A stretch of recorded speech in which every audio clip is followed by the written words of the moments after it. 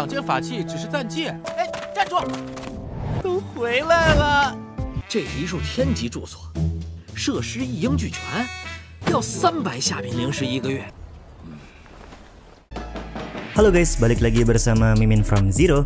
Di video kali ini Mimin bakalan kembali melanjutkan alur cerita Donghua berjudul King of Casual Cultivator episode ke-19 ya. Seperti biasa, sebelum masuk ke rekap ceritanya, buat kalian yang menonton video ini tapi belum subscribe, tolong di subscribe dulu ya guys. Dan jangan lupa nyalain lonceng biar nggak ketinggalan update terbaru dari channel From Zero. Playlist untuk Donghua ini juga udah tersedia bagi kalian-kalian yang baru aja bergabung dan belum nonton episode sebelumnya ya. Yaudah deh, nggak usah berlama-lama lagi, langsung saja kita ke rekap ceritanya guys.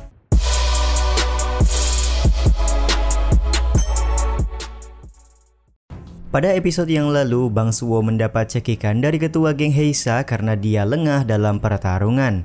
Kondisi saat ini juga masih sama, di mana Bang Suwo berusaha sedikit ngebacot untuk memberikan waktu kepada ubur-ubur pemakan hati untuk menyerang ketua geng Heisa. Di satu sisi ketua geng Heisa mengeluarkan senjatanya untuk bersiap membunuh Bang Suwo saat itu juga, salah satu anak buah dari geng Heisa juga tampak mendekat ke arah Nangong Yuqing dan kawan-kawan untuk berjaga-jaga agar Nangong Yuqing tidak menyelamatkan Bang Suwo.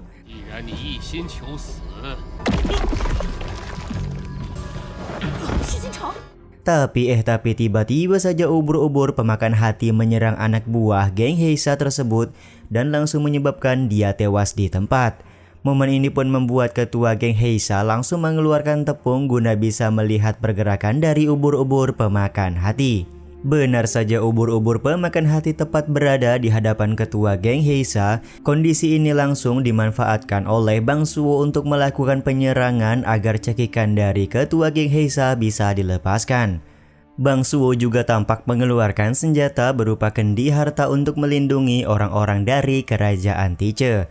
Di saat yang sama pula ketua geng Heisa langsung terkena serangan dari ubur-ubur pemakan hati.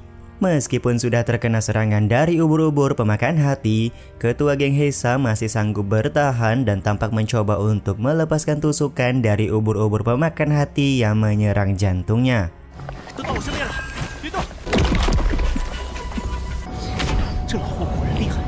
Kekuatan dari ketua geng Heisa juga langsung diakui oleh Bang Suwo. Bang Suwo menganggap tidak ada satu orang pun dari mereka yang bisa bergerak setelah terkena serangan dari ubur-ubur pemakan hati. Tapi ketua geng Heisa masih mencoba untuk melepaskan tusukan ubur-ubur tersebut.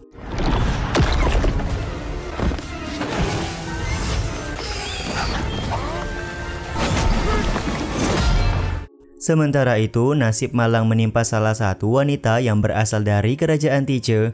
Wanita ini tampak terkena serangan dari ubur-ubur pemakan hati yang berkeliaran di sekeliling mereka. Di saat yang sama, ketua geng Heisa akhirnya bisa menahan serangan dari ubur-ubur pemakan hati, sekaligus membunuh ubur-ubur pemakan hati tersebut. Meskipun begitu, ketua geng Heisa tampak tidak berdaya karena luka yang dia derita cukuplah parah. Bang Suwo yang melihat kejadian ini lekas mendekat ke arah ketua geng Heisa untuk memastikan apakah ketua geng tersebut masih hidup atau sudah mati. Namun sialnya ternyata ketua geng Heisa hanya berpura-pura mati karena dia ingin menjebak Bang Suwo.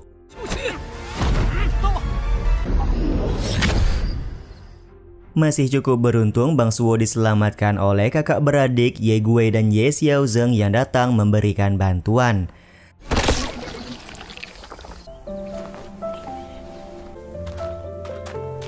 Setelah situasi dirasa cukup aman, Bang Suwo dan rekan-rekannya memutuskan untuk keluar dari dalam gua. Tampak Bang MC kita ini sangat lega karena dia berhasil keluar dari dalam gua dengan selamat seperti ini. Nangong Yuqing juga punya pemikiran yang sama, di mana menurutnya dia sangat senang berhasil selamat dari ancaman kematian. Salah seorang wanita dari kerajaan Tiche bernama Nalan Bing sangat berterima kasih atas bantuan yang diberikan oleh Bang Suwo selama di dalam gua. Sebagai bentuk terima kasih, Nalan Bing juga memberikan kantung penyimpanan harta yang dia miliki kepada Bang Suwo. Diketahui di dalam kantung penyimpanan tersebut banyak sekali harta yang didapatkan oleh Nalan Bing ketika berada di dalam gua. Tapi hari ini dia sangat rela jika kantung penyimpanan tersebut diberikan kepada Bang Suo sebagai rasa terima kasih.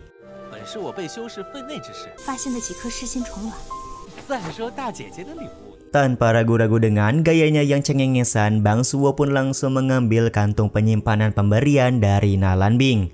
Sementara itu, salah satu orang dari kerajaan Tice juga memberikan hadiah kepada Bang Suo berupa giok komunikasi. Hadiah giok komunikasi tersebut diberikan karena dia ingin berterima kasih kepada Bang Suo yang sudah memberinya sebuah senjata ajaib ketika berada di dalam gua. Ya, padahal mah Bang Suo hanya meminjamkan senjata ajaib tersebut, tapi pria ini malah menukarnya dengan giok komunikasi.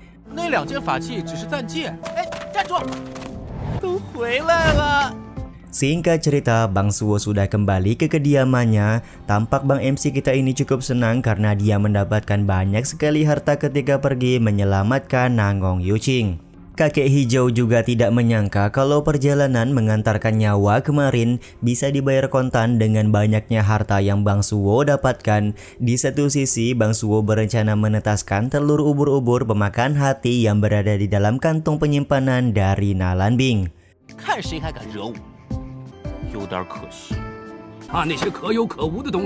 Dengan ubur-ubur pemakan hati yang bisa dikendalikan, Bang Suo sangat yakin tidak akan ada orang yang berani untuk meremehkannya lagi.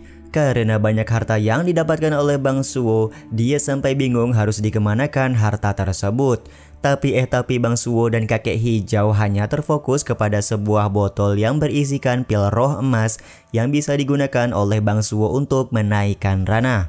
Secara serempak, Bang Suo dan kakek hijau punya pemikiran yang sama kemanakah mereka harus pergi untuk memaksimalkan pil roh emas.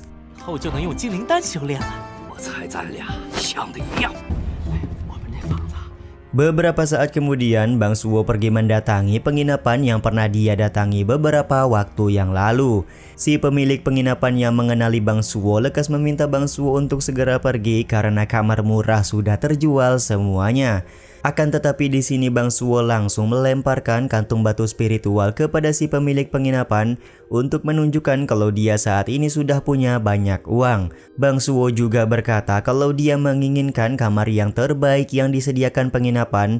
Tanpa berlama-lama, pemilik penginapan langsung memberikan sebuah kunci kamar pelatihan surgawi kepada Bang Suo. Diketahui kamar tersebut memiliki ruangan alkemis, ruangan tungku pil dan fasilitas yang diperlukan oleh Bang Suo nanti. Selain itu, keamanan dari kamar juga tidak perlu diragukan karena ada penjaga 24 jam yang siap mengamankan kamar tersebut. Meskipun harga kamar tersebut berada di angka 300 batu spiritual, tanpa pikir panjang Bang MC kita langsung menyetujuinya.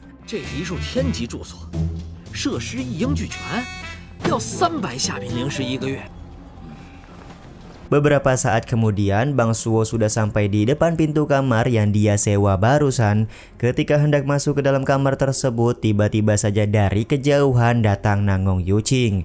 Tanpa basa-basi, Bang Suo lekas menarik tangan dari Nangong Yuqing serta mengajaknya masuk ke dalam kamar yang sudah dia sewa. Terlihat kemegahan dari tempat yang disewa oleh Bang Suo, bukan seperti sebuah kamar melainkan seperti sebuah villa.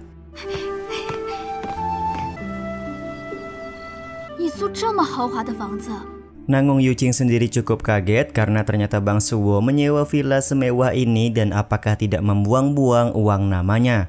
Aku hanya menyewa tempat ini selama 1 bulan saja, jadi tidak terlalu masalah soal keuangan, ucap Bang Suo kepada Nangong Yuqing. Tiba-tiba saja Bang Suo dan Nangong Yuqing saling bertatapan satu sama lain seperti ingin berciuman.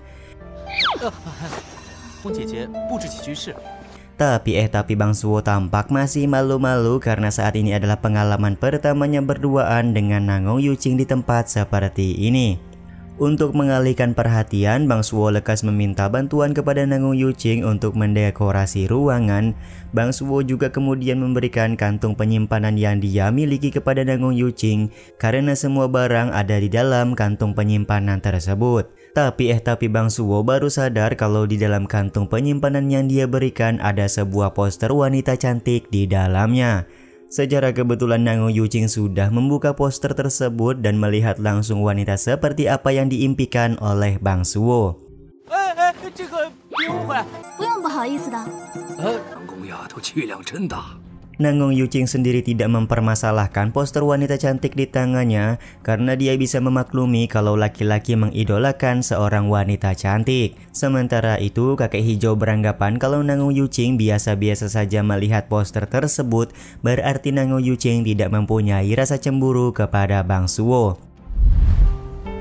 Singkat cerita, Nango Yuqing sudah hendak pulang dari villa yang disewa oleh Bang Suwo. Bang Suwo sendiri berkata kalau Nango Yuqing harus main-main lagi ke villanya dan mandi air panas bersama di lain waktu. 好啊，有时间。你这个老流氓，我要和你决一雌雄。 Sontak perkataan dari Bang Suwo ini membuat Wewe sangat kesal. Ternyata sedari tadi Wewe sudah berada dekat dengan Bang Suwo serta mendengar semua yang Bang Suwo ucapkan kepada Nango Yuqing. Kemunculan Wewe di depan villa dari Bang Suwo ini juga sekaligus menutup episode kali ini ya guys. Ya udah deh, sampai di sini dulu aja video kali ini. Mohon maaf jika masih banyak kekurangan dan kesalahan dalam penyampaian kata-kata ya. Terima kasih untuk kalian yang udah pada nonton dan jangan lupa subscribe serta nyalain loncengnya ya guys.